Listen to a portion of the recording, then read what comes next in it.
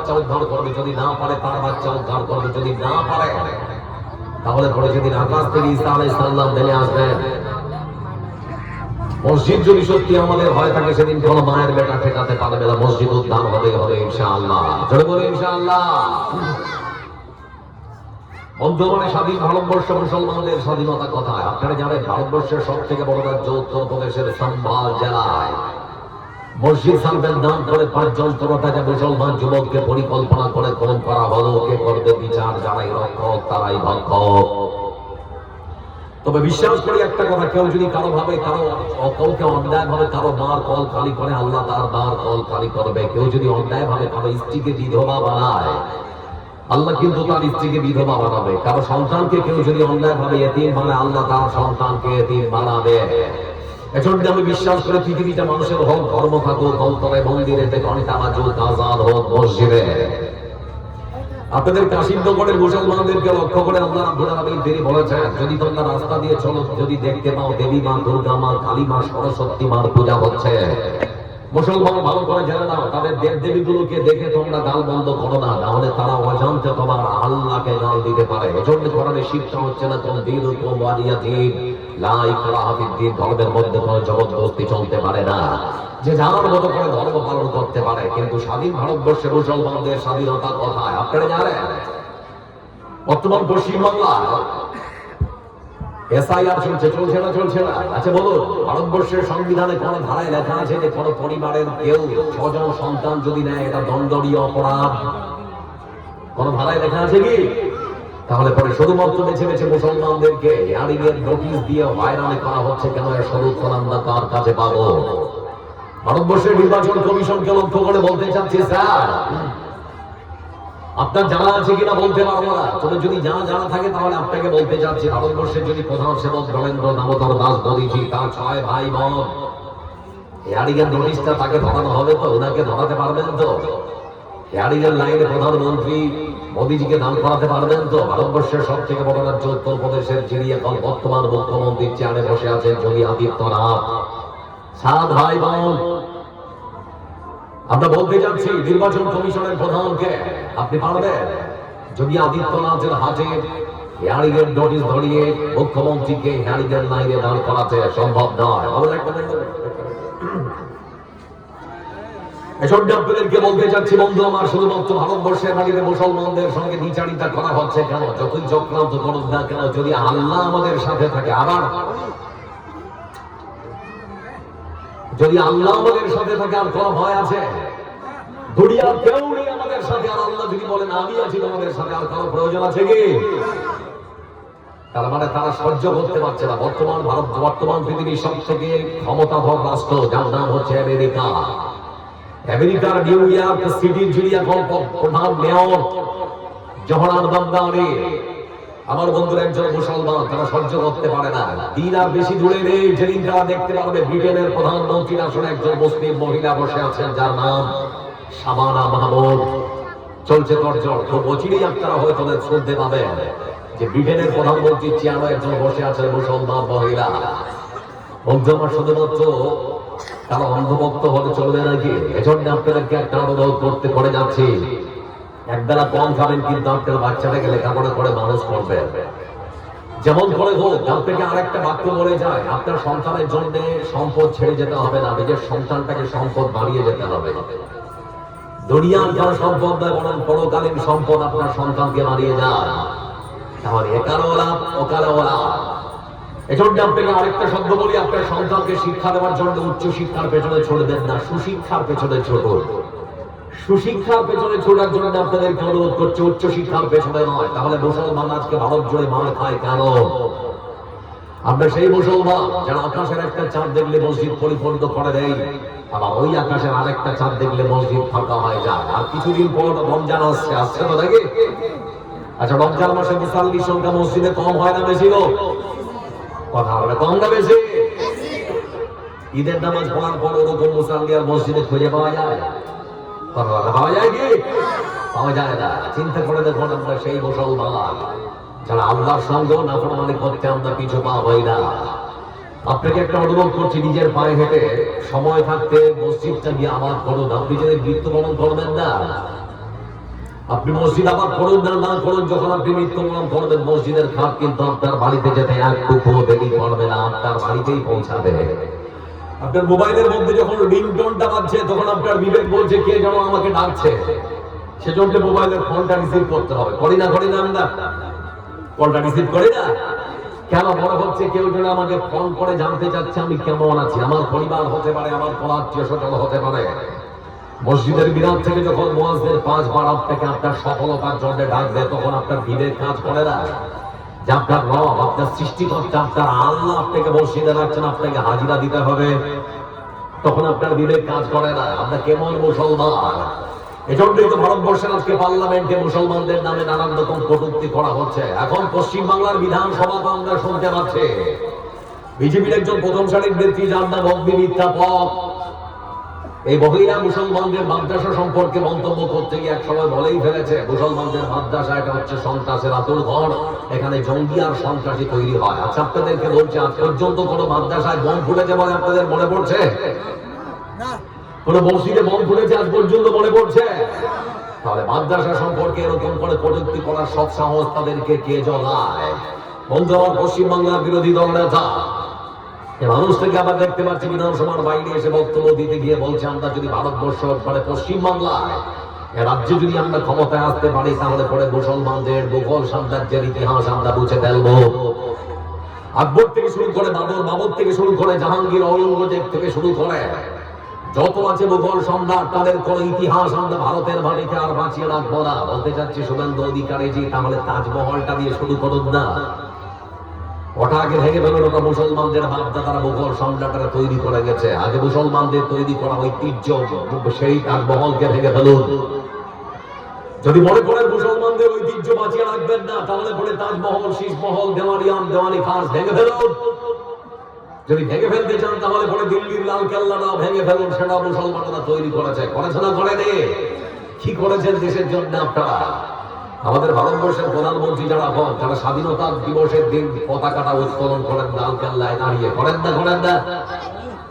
সেই পতাকাটারও যিনি রং দিয়েছেন একজন মুসলিম, আমার যার নাম সোরাইয়া তাইয়্যিবা, কিছু করে যান দেশের মানুষের জন্য, দেশের জন্য কিছুই তো করতে পারেননি আজ পর্যন্ত। নাম পাল্টালে কি ইতিহাস বদলানো সম্ভব? কখনো সম্ভব হতে পারে না। এজন্য যে কয়েকজন এখানে বসে আছেন আমরা মানুষ, সৃষ্টির সেরা জীব, আমরা হচ্ছি মানুষ। আমরা কি সবাই বলে আমরা কি? যতক্ষণ পর্যন্ত আপনি আপনার শ্রেষ্ঠত্ব ধরে রাখতে পেরেছেন ততক্ষণ পর্যন্ত মানুষ।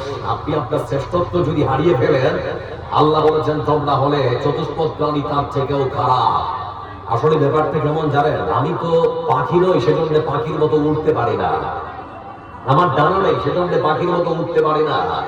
কিন্তু প্লেন বানিয়ে, উড়োজাহাজ বানিয়ে পাখিকে পর্যন্ত পরাজিত করার ক্ষমতা আমি আল্লাহর কাছ থেকে অর্জন করতে পেরেছি। আমি মাছের মতো সাঁতার কাটতে পারি না, কিন্তু টাইটান যেমন সাবমেরিন বানিয়ে মাছের থেকে জলের গভীরে যাওয়ার ক্ষমতা আমি আল্লাহর পক্ষ থেকে অর্জন করেছি। আমি চিতাবাঘের মতো দৌড়াতে পারি না। মানুষ চিতাবাঘের মতো দৌড়াতে পারবে? আমি চিতাবাঘের মতো দৌড়াতে পারি না, কিন্তু চিতাবাঘের থেকেও দ্রুত গতি সম্পন্ন যান তৈরি করে চিতাবাঘকে পর্যন্ত পরাজিত করতে পেরেছে। এজন্য মানুষ শ্রেষ্ঠ। বলছিলাম বন্ধু আমার কথায় কথা বলে, আজকের হেডলাইন তুমি পড়ে না কোন আল্লাহর সাহায্য থেকে মুসলিম বিশ্ব বঞ্চিত কেন? এত দোয়া করছে, দোয়া কবুল হচ্ছে না কেন? এটা সবারই অভিযোগ আছে না নেই যে মৌলভী সাহেব এত দোয়া করছি যে দোয়া যে কবুল হয় না? এরকম অভিযোগ আছে না নেই? আছে। তো কয়েকটা কারণ আমি আপনাদের সামনে প্রথমত উল্লেখ করবো, তারপরে বলবো কেন দোয়া কবুল হচ্ছে না, তারপরে আপনাদেরকে দেখাবো দোয়া যে কবুল হয়। মনে হচ্ছে এখানে দোয়া কবুল হচ্ছে, এটা আপনাদেরকে একেবারে প্র্যাকটিক্যালে দেখার চেষ্টা করবো। আর শেষের দিকে সারাংশ বক্তব্যের টেনে আজকের বক্তব্য শেষ করবো ইনশাআল্লাহ। তবে আজকের বক্তব্য বুঝার জন্য আপনাদেরকে ছোট্ট একটা উদাহরণ দিচ্ছি, তারপরে ভূমিকা শেষ করে আলোচনায় সরাসরি ঢুকে পড়বো। একটা বাড়িতে 10টা গরু ছিল। তো মালিক সকালবেলা গরুগুলোকে ঘাস খাওয়ার জন্য বের করে দিয়েছে। তো মাঠে ঘাস খাচ্ছে গরুগুলো। পাশে একটা জঙ্গল আছে, তো জঙ্গলে একটা বাঘ অত পেতে বসে আছে। বাঘটা মনে মনে ভাবছে একটা গরু যদি তার পাল থেকে বেরিয়ে একটুখানি জঙ্গলের কাছে আসে, ওকে ঝাঁপিয়ে ওর একেবারে ওকে মেরে ওর রক্ত মাংস হাড্ডি যা আছে সব চিবিয়ে খেয়ে নেবে, এটা হচ্ছে তার চিন্তা ভাবনা। এমন সময় একটা গরু তার পাল থেকে বেরিয়ে এসে একেবারে জঙ্গলের পাশে, বাঘ সুযোগ বুঝে দিয়েছে ঝাঁপ। গরু যেই দেখেছে আমাকে ধরতে এসেছে, লেজ উঁচিয়ে গরু দিয়েছে দৌড়। গরু দৌড়চ্ছে আর বাঘও দৌড়চ্ছে। গরু ভাবছে বাঘের সঙ্গে দৌড়ে তো আমি পারবো না। তো রাস্তার ধারে দেখতে পাচ্ছি একটা পুকুর থেকে জলগুলো উঠিয়ে নেওয়া হয়েছে, ওখানে শুধুমাত্র কাদা আছে। আপনারা কি বলেন ওটাকে? কাদা বলেন তো নাকি? তো কাদা মাখা পুকুরে দিয়েছে ঝাঁপ, যেই ঝাঁপ দিয়েছে গরু একেবারে গলাটা বেরিয়ে আছে আর পুরো ভেতরটা একেবারে কাদার ভিতরে ঢুকে গেছে। গরুকে ধরার জন্য, গরুর মাংস হাড্ডি খাওয়ার জন্য বাঘও দিয়েছে না। বাঘ এত দূরে আর গরু অত দূরে, দুজনে একেবারে কাদার মধ্যে লটপট করছে, উঠতে আর পারছে না। বাঘ তখন বড় বড় চোখ করে গরুর দিকে তাকিয়ে বলছে, বেটা গরু, তোর নামের সঙ্গে কাজের খুব মিল আছে। নাম যেমন গরু, তোর কাজও গরুর মতো। বলে মামা কেন? বলে বেটা ডাঙায় থাকতে তোর নামে ঘাটটা মোটকে আমি রক্ত মাংস খেতাম, মৃত্যুটা খুব সহজে হতো। কিন্তু এমন জায়গায় একটা ঝাঁপ দিয়েছি সেখান থেকে না উঠতে পারবে, মৃত্যুটা তোর খুবই কষ্টের হবে। গরু তখন বাঘের দিকে তাকিয়ে বলছে, মামা আপনার চিন্তা ভাবনা ভুল। বলে কেন রে? বলে আমার একজন মালিক আছে। বলে আমার একজন মালিক আছে, যদি দেখতে পাই 9টা গরু এসেছে, আমি আসিনি, তখন আমার মালিক খুঁজতে খুঁজতে খুঁজতে খুঁজতে এই পর্যন্ত যদি চলে আসে, আর যদি দেখতে পায় আমি কাদার মধ্যে লটপট দটপট করছি, 2-4 জন 10 জনকে ডেকে নিয়েছে আমার গলায় দড়ি বেঁধে আমাকে বিপদ থেকে টেনে উদ্ধার করবে। আর বেটা যদি জানতে পারে বাপ তুই আমার পেছনে ধাও করে এতদিন পর্যন্ত দৌড় করি আমাকে পুকুর পর্যন্ত নামিয়েছিস, তাহলে মানুষদেরকে ডেকে নিয়ে এসে তোকে 5 পেটা করে পৃথিবী থেকে বিদায় করবে। ভাবতে পারছে? একটা গরু বিশ্বাস করে সে যদি বিপদে পড়ে তার একজন মালিক আছে, তার মালিক তাকে বিপদ থেকে উদ্ধার করবে। আমরা মুসলমান সৃষ্টির সেরা জীব, কখন ভুলে গিয়েছি যে আমরা বিপদে পড়লে আমাদের একজন মালিক আছে, আমাদের রব, আমাদের আল্লাহ, তিনি আমাদেরকে বিপদ থেকে উদ্ধার করবেন। উদ্ধার করার মালিককে বিপদ থেকে সবাই বলি কে? আপনারা বিরক্ত হচ্ছেন নাকি? ছেড়ে দিব? মহান সত্য আল্লাহ রাব্বুল আলামিন তিনি বলেন, وَكَانَ حَقًّا عَلَيْنَا نَصْرُ الْمُؤْمِنِينَ। আমার মুমিন বান্দা কখনো কোন সময় কোন জায়গায় তারা যদি বিপদে পড়ে যায়, আমি আল্লাহ আমার কাছে তারা যদি সাহায্য চায়, আমি আল্লাহ আমার উপরে দায়িত্ব বা কর্তব্য তত করাতাম আর মুমিন বান্দাদেরকে সমস্ত বিপদ থেকে উদ্ধার করে দেবে। সুবহানাল্লাহ বলবেন না? বিপদ থেকে উদ্ধার করার মালিক কে? কোরআন কারীমের ভাষা আল্লাহ রাব্বুল আলামিন তিনি আরো এক আয়াতে বলেন, ولا تهنوا ولا تحزنوا وأنتم الأعلون إن كنتم مؤمنين। কোনো ভয় করো না, কোনো চিন্তা করো না, যদি ঈমানদার হও আমি আল্লাহ তোমাদের জন্য যথেষ্ট। বিজয়ী তোমরা হবে, চিন্তা করতে হবে না, খালি ঈমানদার হয়ে যাও। দুটো আয়াত আল্লাহ শর্ত করেছেন, সাহায্য দিবি তো মুমিন হয়ে যায়, ঈমানদার হয়ে যায়, তাহলে সাহায্য আসবে, না হলে না। আজকে যারা বসে আছেন মাথা পিছু 1 প্যাকেট করে বিরিয়ানির ঘোষণা হয়েছে, সেজন্য জালসা শুনতে এসেছেন নাকি? বিরিয়ানি দিতে চেয়েছে নাকি গো? কথা বলে না, এসেছেন কোরআনের ভালোবাসার টানে। কি শুনতে এসেছেন? ঈমান আছে তো নাকি? কোরআন কারীমের ভাষা আল্লাহ রাব্বুল আলামিন তিনি বলেন, আকিমুস সালাহ, নামাজ পড়তে হবে, হুকুম কার? একটু করে কথা বলো, এটা কার হুকুম? এখানে শব্দ ব্যবহার করা হয়েছে বড় কফ দিয়ে, তার মানে এমন একটা কাজ বন্ধু আমার, যে কাজ আমাদের সমাজে চালু আছে, প্রতিষ্ঠিত আছে। আমাদের সমাজে কাপড় পরা চালু আছে, বলে জালসা শুনতে এসেছেন সবাই কাপড় পরে। আপনাদের মাঝখানে যদি কেউ তার শরীর থেকে কাপড় পরে উলঙ্গ নগ্ন হয়, ন্যাংটা হয়, কেউ যদি বসতে চায় তাকে কেউ বসতে দিতে পারে না। আমাদের সমাজে কাপড় পরা চালু আছে বলে ন্যাংটা মানুষকে কেউ পছন্দ করে না, ভালোবাসে না। সারা পৃথিবীর সমস্ত মুসলিমরা নারী পুরুষ নির্বিশেষে আল্লাহর হুকুমকে মান্য দাবিরা যদি সমাজের মধ্যে নামাজকে প্রতিষ্ঠিত করত, চালু রাখত, আমার বন্ধুরা সমাজের মধ্যে কখনো বেনামাজি খুঁজে পাওয়া যেত না। বেনামাজি যদি থাকতো তাকে কেউ পছন্দ করত না, ভালোবাসত না। এখন প্রশ্ন হচ্ছে, সমাজের মধ্যে বেনামাজি আছে না রে? বছরে 2বার পরে এরকম নামাজি আছে, আবার সপ্তাহে 1বার পরে এরকম নামাজি আছে। হেনা করে নাচে না রে? আবার কেউ মাঝে মাঝে মন হলে পড়ে, কেউ আর পড়ে না, এরকম আছে তো? আচ্ছা, আজকে ফজর পড়েছেন কে কে? একটু হাত তুলবেন। এই কটা মানুষ ফজর পড়েছেন আর পড়ে? কেমন করে ঘুমাও তুমি ফজর করে কাজা, এমন তো হতে পারে জহরে জানাজা মানুষ, এমন তো হতে পারে জহরে জানাজা। মুসলিম হয় না জন্ম নিলে মুসলমানের ঘরে, কাফের মুমিন তফাৎটা হয় নামাজের উপরে। মুসলিম হয় না জন্ম নিলে মুসলমানের ঘরে, কাফের মুমিন তফাৎটা হয় নামাজের উপরে। এই জীবনে সালাত যেন, এই জীবনে নামাজ যেন হয় না কবু কাজা, এমন তো হতে পারে জহরে জানাজা মানুষ, এমন তো হতে পারে জহরে জানাজা। বেনামাজির লাশ কবরেতে রাখিবে যখন, মাটির চাপে পাথরের হাড় ভাঙবে রে তখন। বেনামাজির লাশ কবরেতে রাখিবে যখন, মাটির চাপে পাথরের হাড় ভাঙবে রে তখন। নামাজ বিনে পর পারে, নামাজ বিনে পর পারে, পাবে না তো যাজা, এমন তো হতে পারে জহরে জানাজা মানুষ, এমন তো হতে পারে জহরে জানাজা। পারে না পারে না, কথা বলে না, পারে না পারে না। সবাই বলি নামাজ পড়বো ইনশাআল্লাহ, বলি ইনশাআল্লাহ। লক্ষ্য করে দেখুন বন্ধু আমার, এজন্য মহান সত্য আল্লাহ রাব্বুল আলামিন তিনি বলেছেন কাসিম নগরের মুসলমান, ভালো করে শোনে না মুর্শিদাবাদের মুসলমান, কেন মার খাও? কোরআনের ভাষা আল্লাহ রাব্বুল আলামিন তিনি সুন্দর করে বলেন, আফাতুমিনুনা বিবাদিল কিতাবি ওয়া তাকফুরুনা বিবাদ, ফামা জাযাউ মান ইয়াফআল যালিকা মিনকুম। আল্লাহ রাব্বুল আলামিন তিনি সুন্দর করে বলেন,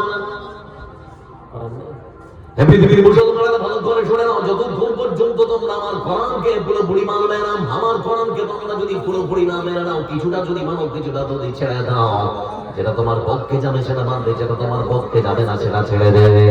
এরকম কৃষ্টি কালচার অভ্যাস যদি তোমাদের হয়ে যায়, তাহলে পরে শুনে নাও, এই পৃথিবীর বুক মুসলিমদেরকে তোমাদের পেছনে গেলিয়ে দেব। যারা শুধুমাত্র তোমাদেরকে মারবে, পিটবে আর ঠুকবে, তোমরা বিপদে পড়বে, আর বিপদে পড়ে আমার হাতে হাত তুলবে, আর তোমরা আমাকে ডাকবে আব্বারা, আমি আল্লাহ রাব্বুল আলামিন সেই দিন তোমাদের কোনো ডাকে সাড়া দেব না। আজকে ভারতবর্ষের মাটিতে মুসলমান মার খায় না, খায় না? কথা বলো। আজকে ভারতের বাড়িতে মুসলমান মার খায় না, খায় না?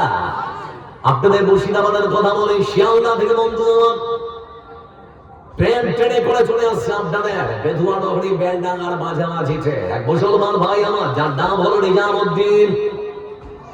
নিজামউদ্দিনকে ট্রেন ট্রেনে ধাক্কা মেরে ফেলে দেওয়া হলো, ট্রেনের মধ্যে পড়ল। বন্ধু আমার দ্বিখণ্ডিত হয়ে গিয়েছে তার শরীরটা। লক্ষ্য করে দেখুন, এই মতো করে ভারতবর্ষের মাটিতে মুসলমানদেরকে মারা হয়। শুধুমাত্র আমার ভাই নিজামউদ্দিনকে নয়, আনিস খানকে মারা হয়েছে, মারা হয়েছে আমার আরেক ভাই পেলু খানকে, আনিস খানকে এই মতো করে মারা হয়েছে। আমাদের ভারতবর্ষের পশ্চিম বাংলার পার্শ্ববর্তী রাজ্য, ভারতের আরেকটি রাজ্য বন্ধু আমার, যার নাম হচ্ছে ঝাড়খণ্ড। ঝাড়খণ্ডের বাড়িতে কয়েক বছর আগে দেখেছিলাম কারেন্টের খুঁটিতে আমার ভাই তাবরে জানতালিকে বেঁধেছে, বাঁধার পরে তাকে বেদম প্রহার করা হচ্ছে, লাঠি দিয়ে মারছে, কে রড দিয়ে পিটাচ্ছে, আর বলছে বল বেটা জয় শ্রীরাম। তারপর আমার ভাই তাবরে জানতালি জীবন বাঁচার জন্য বলতে আরম্ভ করেছে জয় শ্রীরাম। তারপর তাদের মনের মধ্যে এতটুকু কোনো দয়া মায়া মমতা জন্মালো না। আমার ভাই তাবরে জানতালিকে তারা পিটিয়ে পৃথিবীর বুক থেকে বিদায় করেছে। যারা বসে আছেন একটা প্রশ্ন করি, আজ পর্যন্ত ভারতের মাটিতে আল্লাহু আকবার বলে কোন হিন্দুকে কোন মুসলমান মেরেছে বলে শুনেছেন? কথা বলে শুনেছে? ভারতবর্ষের সব থেকে বড় রাজ্য উত্তরপ্রদেশের মাটিতে এলাহাবাদের পিলিভিত বলে একটা জায়গা আছে, সেখানে নিয়ন্ত্রণ হারিয়ে একটা 4 চাকা গাড়িতে করে একজন যাচ্ছিলেন হিন্দু ভাই আমার, যার নাম শুভম। এই ব্যক্তিটি নিয়ন্ত্রণ হারিয়ে পাশের নদীতে ডবাতে পড়ে গেছে। অসংখ্য হিন্দু যুবক তারা মানে উপর থেকে দাঁড়িয়ে দেখছে, কিন্তু তাকে ডবা থেকে, খাল থেকে, ওই পুকুরের পানি থেকে তাকে উঠাবার জন্য কেউ সাহায্য করে রে। সেই বিল থেকে উঠাবার জন্য ছুটে এসেছে একজন মুসলমান যুবক, যার নাম হচ্ছে ফয়সাল। কি নাম বললাম? ফয়সাল। আমার বন্ধুরা, ফয়সালকে লক্ষ্য করে দেখছি সুমনের গাড়িটা যখন ডুবছে, তার মানে গাড়িটা ডুবে গেলে বেটা মরে যাবে, কিন্তু একটা মানুষ তো তার বিলের কাজ করেছে, সেজন্য তার ছোট্ট ডিঙ্গি নৌকাটা ডুবিয়ে মাছ মারছিল সেই বিলের মধ্যে। তিনি তড়িঘড়ি করে ছুটে এসে সেই গাড়ির গেটটা খুলে শুভমকে মাঝে মাঝে তাকে টেনে উপরে তুললো। এমন সময় দেখতে পেলাম তার ডিঙ্গি ছোট্ট নৌকাটা পর্যন্ত ডুবে গেছে। তারপরেও শুভমকে ছেড়ে আসেনি, বলে অনেক কষ্ট করে তাকে টেনে উপরে তুলেছে। আচ্ছা বলুন, দরজাটা খোলার সময় মনে হয় বলা দরকার ছিল, বাবু তোমার নাম কি? ও যদি বলতো আমার নাম শুভম, তাহলে ফয়সালের বলা দরকার ছিল, বেটা তুমি তো হিন্দু, তুমি ডুবে মরো, তোমাকে বাঁচাবো না। কথা বলেন, এটা বলা দরকার ছিল কি না? আগে আমরা দেখেছি মানবতা, এটাই হচ্ছে ইসলামের শিক্ষা। ইসলাম প্রত্যেক ধর্মকে সম্মান আর শ্রদ্ধা করার শিক্ষা দেয়, প্রত্যেক ধর্মের মানুষকে সম্মান আর শ্রদ্ধা করার শিক্ষা দেয় ইসলাম। এখানেই শেষ না। আর একটা কথা বলি, আমরা জানি আমাদের ভারতবর্ষের আরেকটা রাজ্য আছে যার নাম আসাম। আসাম জেলার শ্রীভূমি বলে একটা, আসাম রাজ্যের শ্রীভূমি বলে একটা জেলা আছে। সেই জেলা থেকে ইকো গাড়ি করে 7 জন হিন্দু ভাই আমার, অমল, বিমল, শ্যামল, গণেশ, পরেশ, সুরেশ, এরা ত্রিপুরার দিকে রওনা হয়েছে কোন একটা সফরে। তারা সারাদিন গাড়ি সফর করেছে, রাত্রিবেলা ড্রাইভার গাড়ি চালাতে চালাতে ঘুম লেগে গেছে। এমন সময় তারা নিলাম বাজার বলে একটা গ্রাম ক্রস করছে ঠিক ফজরের সময়। সেই গ্রামের দায়িত্বপ্রাপ্ত ইমাম সাহেব, যার নাম হচ্ছে বন্ধু আমার আব্দুল বাসির, তিনি উঠছেন আজান দেওয়ার জন্য, বসে আছেন আজান দিবেন। এমন সময় একটা বিকট আওয়াজ মনে হচ্ছে পানির মধ্যে কি যেন পড়লো। তিনি বাইরে বেরিয়ে এসে দেখছেন কিছু দেখতে পাচ্ছেন না। লাইট মারার পরে দেখছেন মসজিদের পাশে একটা বিরাট বড় খন্দক পুকুর, ওই জলাশয় তাদের গাড়িটা পড়ে গেছে। গাড়ির ফর ইন্ডিকেটর টিম টিম করে জ্বলছে। আমার বন্ধুরা, ঠিক সেই সময় উপস্থিত বুদ্ধিকে কাজে লাগিয়ে মসজিদের দায়িত্বপ্রাপ্ত ইমাম আব্দুল বাসির তিনি দেরি করলেন না। ততক্ষণ মসজিদের মাইকে অ্যানাউন্স করলেন, গ্রামবাসী আপনারা যারা নামাজ পড়ার জন্য বেরিয়েছেন বা বেরোবেন মনস্থ করেছেন, আমাদের মসজিদের পাশে খালের মধ্যে, জলের মধ্যে একটা ইকো গাড়ি পড়ে গেছে, ওখানে মানুষ আছে, গাড়িটা ডুবছে, তাড়াতাড়ি করে আপনারা আসুন, ওদেরকে উদ্ধার করতে হবে। মুসলমানরা তাড়াতাড়ি করে আসলো। ইকো গাড়ির মধ্যে 7 জন হিন্দু যুবককে টেনে উদ্ধার করা হলো। আচ্ছা বলুন, তাদেরকে গাড়িটা থেকে নামানোর সময় জিজ্ঞেস করা দরকার ছিল, ভাই তোদের নাম কি, পরিচয় কি? ওরা যদি বলতো আমাদের নাম অমল, বিমল, শ্যামল, গণেশ, পরেশ, সুরেশ, তখন এদের বলা দরকার ছিল, দেখ আমরা তো মুসলমান, তোরা তো হিন্দু, ডুবে মরগা দেখি। কিন্তু আমরা মুসলমান এটা কখনো মনে করে না। আমরা প্রশ্ন করতে চাচ্ছি যে স্বাধীন ভারতবর্ষে লাউড স্পিকারে আজান দিলে তোমরা বাহানা খোঁজো যে এখানে শব্দ দূষণ হয়। আজকে যদি ওই মাইকে ইমাম সাহেব অ্যানাউন্স না করতো, ডিক্লার না করতো, হতে তো এমনও পারতো যে 7 জন ডুবে মারা যেত, তাই তো নাকি? কিন্তু আমরা এটা দেখেনি। বন্ধু আমার, আর একটা কথা বলছি আপনাদেরকে, আজকে ভারতবর্ষের মুসলমানদেরকে তোমরা মারো, কিন্তু তোমরা যখন বিপদে পড়ে, আমরা মুসলমানরা আমাদের জীবনের রক্ত দিয়েও তোমাদেরকে মূল্য চুকাতে পিছু হয় না। দেখবেন আমাদের পশ্চিম বাংলার পার্শ্ববর্তী আর একটা রাজ্য, যার নাম বিহার। কি নাম বললাম? বিহারের পাটনা সদরে একটা মন্দির আছে, হনুমান মন্দির। সে মন্দিরের প্রধান একজন পুরোহিত, যার নাম বদ্রীনারায়ণ স্বামী। কি নাম বললাম? বদ্রীনারায়ণ স্বামী। পণ্ডিত মশাই পুজোতে বসেছেন, ওম নমঃ ভগবতী বাসুদেবায় মন্ত্র জপছেন। ঠিক রামনবমীর সকালবেলা তার বাড়ির ছোট্ট ছেলেটা অ্যাপাচি আরটিআর দিয়ে বেরিয়েছে মিছিল করার জন্য। রামনবমীর মিছিল হবে, আমাদের পশ্চিমবাংলাতেও হয়, হয় না? তো রামনবমীর মিছিলে বেরিয়েছে, তার গাড়িটা দুরন্ত গতিতে ছুটে চলেছে 100-110 কিলোমিটার গতিতে তার বন্ধুদের সঙ্গে। নিয়ন্ত্রণ হারিয়ে রাস্তার ধারে পাশে ডিভাইডারে সজোরে ধাক্কা মারলো। ছিটকে পড়ে যাওয়ার পর মাথায় রক্তক্ষরণ শুরু হলো। তার বন্ধুরা তড়িঘড়ি করে পাটনা সদর সরকারি জেলা হাসপাতালে ভর্তি করলো। ডাক্তার বলে 2 ঘন্টার মধ্যে রক্ত লাগবে 3 ব্যাগ, না হলে আপনাদের বন্ধুকে বাঁচানো যাবে না। বন্ধুরা ফোন দিয়েছে, পণ্ডিত মশাই কোথায় আপনি? বলে আমি তো এখন মন্ত্র জপছি, আমি তো এখন মানে পূজাতে বসেছি। বলে পূজা করলে হবে না, তাড়াতাড়ি করে আসতে হবে। বলে কেন, কি হয়েছে? বলে আপনার ছেলেটা অ্যাক্সিডেন্ট করেছে, তাড়াতাড়ি করে আসুন। বলে কোথায়? বলে পাটনা সদর সরকারি জেলা হাসপাতালে ভর্তি। এমন সময় পণ্ডিত মশাই যখন এসেছে, আসার পরে দেখছে মাথার মধ্যে বিশাল বড় ব্যান্ডেজ পেছানো। ডাক্তারকে বলছে, ডাক্তার অবস্থা কি? বলে 2 ঘন্টার মধ্যে 3 ব্যাগ রক্ত লাগবে, 3 4 1200 হলে আপনার বাচ্চাকে বাঁচানো যাবে না। বলে রক্ত নেন। বলে আপনার রক্তের গ্রুপ? বলে ও পজিটিভ। বলে হবে না। তারপরে বলছে ওর মা, আমার শরীর থেকে নেন। বলে মা রক্তের গ্রুপও কাজ হচ্ছে না। ভাই বলছে আমার শরীর থেকে নিন। বলে হবে না। মানে বিরল রক্তের গ্রুপ। আমার বন্ধু এমন সময় তার বড় ছেলেটা মোবাইলটা বের করে একটা পোস্ট করেছে যে আমার কোন সময় ফেসবুক ফ্রেন্ড যদি থাকো তাহলে পরে আমার ডিস্টার্ব হয়ে যাবে। লক্ষ্য করে দেখুন, ফেসবুক বেস পোস্ট করেছে সেখানে যে আমার কোন ফেসবুক ফ্রেন্ড যদি থাকো তাহলে পরে আমার ভাই পাটনা সদর সরকারি জেলা হাসপাতালে মৃত্যুর সঙ্গে লড়াই করছে, 3 ব্যাগ রক্ত লাগবে, একটু সাহায্যের হাত বাড়িয়ে দাও। বলতে যাচ্ছি বন্ধু আমার, সেই দিন কোন হিন্দু ভাই রক্ত দেওয়ার জন্য এগিয়ে আসেনি। এগিয়ে এসেছিল রক্ত দেওয়ার জন্য 3 জন মুসলমান। তার মধ্যে একজনের নাম হচ্ছে সাদ্দাম হোসেন, একজনের নাম আশরাফুল হক, আরেকজনের নাম আবু সাইদ। 3 জন মুসলমান। তারা পাটনা সদর সরকারি হাসপাতালে যখন এসেছে, আসার পরে তখন তার বন্ধুকে ডেকে বলে, বন্ধু তুমি কি পোস্ট করেছিলে? বলে হ্যাঁ। রক্ত লাগবে নাকি? বলে হ্যাঁ। 3 ব্যাগ রক্ত লাগে। বলে চিন্তা করতে হবে না, আমরা 3 বন্ধু এসেছি, যে রক্তের গ্রুপ আমাদের রক্তের গ্রুপ ব্যাগ। তাড়াতাড়ি করে রক্ত নিয়ে আপনি আপনার ভাইকে বাঁচাবার জন্য একটু সহযোগিতা করুন। বলে তারপরে তখন বলছে, বাবু তোমরা কত ভালো কাজ করেছো, একটু পরিচয় দাও না, তোমাদের নাম কি? একজন বলতে আরম্ভ করেছে, আমার নাম আশরাফুল হক। আরেকজন বলে আমার নাম সাদ্দাম হোসেন। আরেকজন বলে আমার নাম আবু সাইদ। তার বড় ছেলে যখন নাম জানতে পেরেছে তখন বলতে শুরু করেছে, ভাই আমার আপনারা মুসলমান নাকি? বলে হ্যাঁ আমরা মুসলমান। বলে আপনারা যদি মুসলমান হন তাহলে যে একটু অসুবিধা আছে। বলে অসুবিধা কি? বলে অসুবিধা হলো আমার বাপ হচ্ছে পাটনা সদরের বিশাল বড় এক হনুমান মন্দির, সেই মন্দিরের একজন পণ্ডিত, একজন পুরোহিত, আমরা ব্রাহ্মণ পরিবারের সন্তান। আমার বাবা আমাদেরকে ছোট্টবেলা থেকে শিখিয়েছে, বেটা রে মুসলমানদের বাড়িতে যেতে হয় না, তাদের রান্না করা খাবার খেতে হয় না, তাদের বাড়িতে যেতে হয় না, রান্না করা খাবার খেতে হয় না, তাদের বাড়িতে রাত কাটাতে হয় না, তাদের সঙ্গে বন্ধুত্ব করতে হয় না। যাদের বাড়িতে যেতে নেই, যাদের রান্না করা খাবার খেতে নেই, যাদের সঙ্গে বন্ধুত্ব করতে নেই, তাদের শরীর থেকে রক্ত নেওয়া যাবে কি যাবে না, আগে আমার বাবাকে জিজ্ঞেস করতে হবে। ঘরের মধ্যে ঢুকে তখন তার পণ্ডিত বাপকে বলছে, বাবা 3 জন ডোনার এসেছে রক্ত দেওয়ার জন্য। বলে ভালো কথা, তাড়াতাড়ি ঘরে নিয়ে। বলে বাবা একটু অসুবিধা আছে। বলে অসুবিধা কি? বলে 3 জন যে ডোনার রক্ত দেওয়ার জন্য এসেছে, একজন হিন্দু নয়, 3 জনই মুসলমান। একজনের নাম আবু সাইদ, আরেকজনের নাম হলো আশরাফুল হক, আরেকজনের নাম হলো সাদ্দাম হোসেন। বাবা তুমি আমাদেরকে ছোট্টবেলা থেকে শিক্ষা দিয়েছো মুসলমানদের সঙ্গে বন্ধুত্ব করতে হয় না, তাদের রান্না করা খাবার খেতে হয় না, তাদের বাড়ি যেতে হয় না, তাদের বাড়িতে রাত কাটাতে হয় না। যাদের রান্না করা খাবার খেতে নেই, যাদের বাড়িতে যেতে নেই, যাদের বাড়িতে রাত কাটাতে নেই, বলছি আব্বা তাদের শরীর থেকে রক্ত তোমার ছেলের শরীরে নেওয়া যাবে কি যাবে না?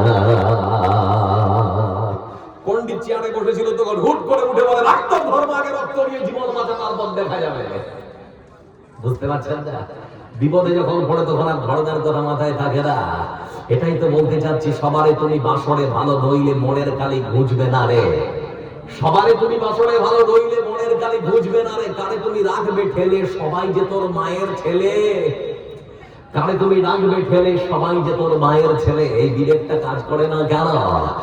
এজন্য বলতে যাচ্ছি বন্ধু আমার, মহান সত্য আল্লাহ রাব্বুল আলামিন পৃথিবীর বুকে মানুষ পাঠিয়েছে, কোন লক্ষ্য উদ্দেশ্য আছে না নেই? কথা বলেন আমার, আছে না রে? মহান সত্য আল্লাহ রাব্বুল আলামিন তিনি বলেন, আফা গায়রা দীনিল্লাহি ইয়াবগুন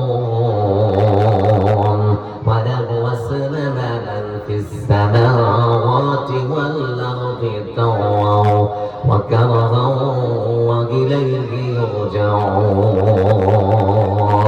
আল্লাহ রাব্বুল আলামিন তিনি সুন্দর করে বলেন, কাশিমনগরের মুসলমান, মুর্শিদাবাদের মুসলমান, তোমরা ভালো করে জেনে নাও, এই পৃথিবীর বুকে তোমরা যা কিছু দেখতে পাও, পাহাড় পর্বত সমুদ্র নদী নালা খাল বিল সূর্য চন্দ্র যা কিছু তোমরা দেখতে পাও, মন যা কার না যা ইচ্ছায় হোক, কারোর ইচ্ছায় হোক, সব কিছু গোলামি করে কার? কথা বলে না, কার গোলামি করে? আল্লাহ গোলামি করে। আমার বন্ধুরা, আল্লাহ রাব্বুল আলামিন সেজন্য আমার কাছে যেমন يسبح لله ما في السماوات وما في الأرض আকাশ আর জমিনের মধ্যে যা কিছু তোমরা দেখতে পাও সব কিছু মহান সত্তা আল্লাহ রাব্বুল আলামিনের পবিত্রতার প্রশংসা বন্দনা করে। আচ্ছা পাখিগুলোকে যে দেখতে পাচ্ছেন পাখিগুলো গোলামি করে কার? একটু কথা বলেন, কার গোলামি করে? আল্লাহ রাব্বুল আলামিন তিনি সুন্দর করে বলেন أولم يروا إلى الطير فوقهم صافات ويقبضن ما يمسكهن إلا الرحمن দেখে নাকি তারা পাখিটি কেমন মেলে দুটি লক্ষ তারা উড়িয়া বেড়ায় সন্ধ্যের পরে নাই যার কোনো মানা আবার সেটা না গোটাইয়া চলে কিন্তু পড়ে না তবু বলো হে মানব কে তারে দেখেছে মহাশূন্যে সে যে এক ভিন্ন প্রভু। পাখির গোলামি করে কার? সবাই বলেন কার গোলামি করে? আমরা গোলামি করবো কার? সুদ খাওয়া সুন্দর না নফল? বলবেন না? আমাদের সমাজে সুদি কারবার আমরা করি না এরকম মানুষ নেই। আমি নদিয়ার হাতিশালা ফুটবল ময়দানে প্রোগ্রাম করছি, তারপরে দিন নদিয়ার পলাশিতে প্রোগ্রাম। তো মেমারি মাদ্রাসার আমার এক বন্ধু, ওর নাম হচ্ছে মনসুর, আমাকে বলছে বন্ধু রাতটা আমার কাছেই থাকো, কালকে তো পলাশিতে জালসা বাড়ি আর যেতে হবে না। রাত্রে তার বাড়ি থাকলাম, নামাজ পড়ে সকালবেলা আমাকে মাঠ দেখাতে দিয়ে গেছে, ধান লাগিয়েছে নদীর ধারে। আমরা ধান দেখছি, এমন সময় একটা লোক রাস্তা থেকে সাইকেল নিয়ে এসে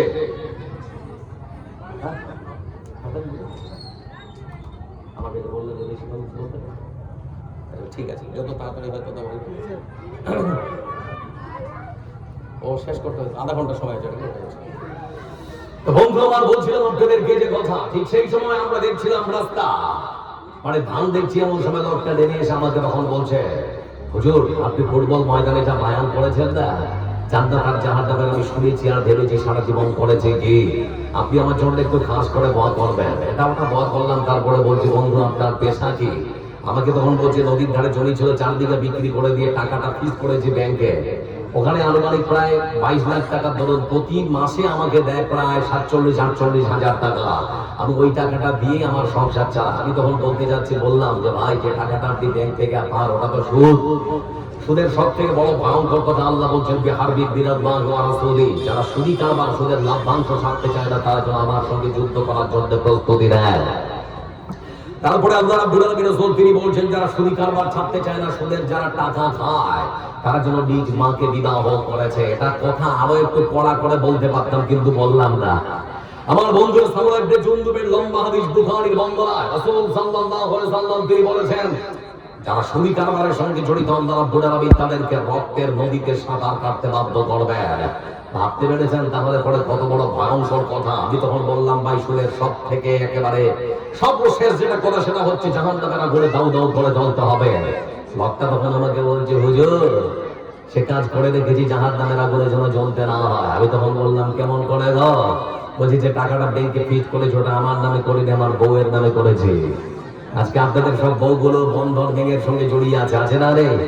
ভাইদেরকে বলবো বা আমার খবরদার, আপনার স্বামী সেদিন আল্লাহর কাছে হয়তো বলতে পারেন বলিনি, তারপরও বন্ধনের সঙ্গে যুক্ত হয়েছিল, কিন্তু আপনারাও ছাড়া পাবেন না। আপনি বাড়ির পথটা আল্লাহ আগে আপনাকে জিজ্ঞেস করবে কি করেছেন। একটা প্রশ্ন করি এখানে, সুদি কারবার করে একজন কোটিপতি হয়েছে আপনাদের গ্রামে, হাত তুলতে একজন দেখান তো কেউ আছে? কথা আছে কি? হারাম থেকে বাঁচার চেষ্টা করুন, তাহলে দোয়া করবে, দোয়া কবুল হবে। প্রথম নাম্বার কারণ নামাজে অলসতা, সেজন্য দোয়া কবুল হয় না। দ্বিতীয় কারণ হারামের ইনকাম করে, হারাম খেয়ে, হারাম পোশাক করে যদি আল্লাহর কাছে দোয়া করেন দোয়া কবুল হবে না। লক্ষ্য করে দেখুন বন্ধু আমার, আবু বকর সিদ্দিক রাদিয়াল্লাহু তাআলা ওর কাছে তার গোলাম, তার বাড়ির চাকরটা এসেছেন, আসার পরে কিছু খাবার দিয়েছে, মানে মাঝে মাঝে কিছু এনে দিত, এনে দিয়েছে তো খেতে আরম্ভ করেছে। আমার বন্ধুরা চাকর যখন বলে মানে যখনই আপনাকে কিছু খেতে দেয় তখনই আপনি জিজ্ঞেস করেন আজকে জিজ্ঞেস করলেন না কেন? আবু বকর সিদ্দিক রাদিয়াল্লাহু তাআলা তিনি তখন বলতে আরম্ভ করেছেন, বলো চাকর কোথা থেকে তুমি খাবারটা এনেছো? চাকর তখন বলতে আরম্ভ করেছে জাহেলিয়াতের জামানে আমি কি করতাম, জ্যোতিষীগিরি করতাম, মানুষের হাত থেকে তাদের ভবিষ্যৎ বলে দিতাম, আসলে আমি কিছুই জানতাম না, ধোঁকা ফাঁকি দিতাম খালি। আজকে যারা জ্যোতিষী এরা মনে করেন এরা ভবিষ্যৎ জানে কি? আপনার 10 মিনিটের আগের অতীত জিজ্ঞেস করেন যে আমি কি খেয়ে আসলাম, আমার বাপ বলতে পারবে? আমার বাপ বলতে পারবে যে 10 মিনিট আগের অতীতের কথা বলতে পারবে না, সে 10 বছর ভবিষ্যতের কথা কি করে বলবে? আশ্চর্য ব্যাপার। লক্ষ্য করে দেখুন বন্ধু আমার, ঠিক সেই সময় আবু বকর সিদ্দিক রাদিয়াল্লাহু তাআলা তিনি তার দু আঙ্গুলকে মুখের মধ্যে এই মতো করে ভরেছেন। বুখারীর বর্ণনায় শব্দ এসেছে আখ আখ আখ, এরকম শব্দ এসেছে, মানে বমি করবে না কে।